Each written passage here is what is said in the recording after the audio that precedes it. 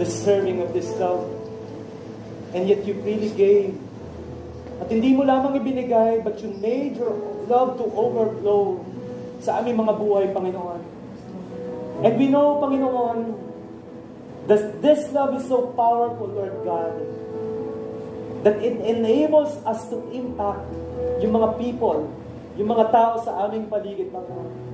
Kaya Lord God, allow us, Lord, as one church, to embrace this core value, to love you first and foremost, and to love our neighbors, to love other people, the same way we love ourselves.